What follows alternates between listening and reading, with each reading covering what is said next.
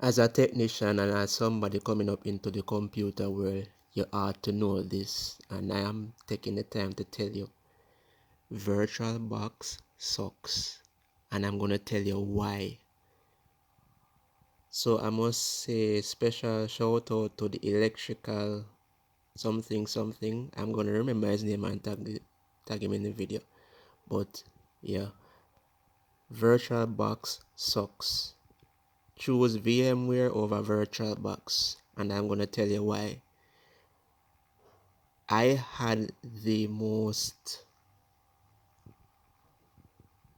excruciating wait ever because I wanted to hook up an iPad to my system, and my system doesn't have a dual boot feature that allows you to boot Windows 10 and 7.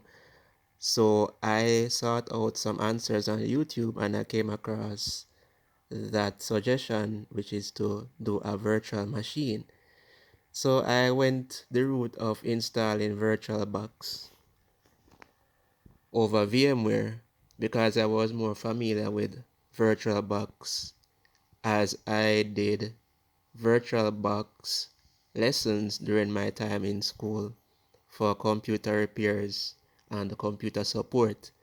Anyways, I installed VirtualBox and the installations went well, but when it came time for the host computer to send a signal to the virtual machine indicating that my USB device was connected, it kept presenting an error to me, and that error kept saying could not connect USB device. I changed USB ports, I reinstalled the guest addition CD, I researched everything possible.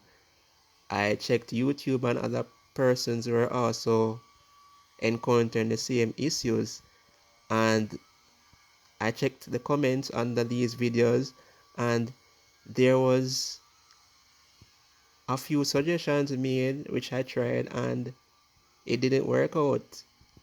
The most extreme suggestion was to reinstall the virtual machine altogether. I did that.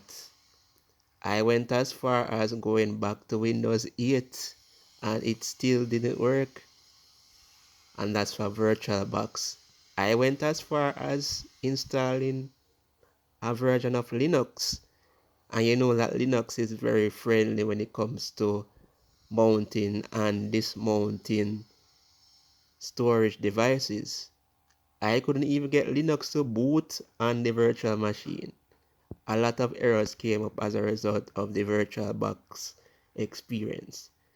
So Oracle, I love you as a company, but when it comes to VirtualBox and that particular feature, you guys have to address it.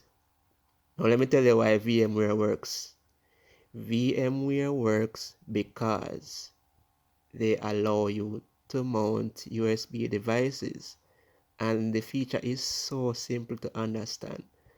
All you have to do is set up your virtual machine, and at the startup of the virtual machine, once it is completed its boot cycle, as soon as you plug in a USB device, it's gonna notify you that there is a device available, and all you have to do is go to the devices tab on your screen, search for the device you want to install, and bam, VMware installs the device and you can use it on the on the virtual machine.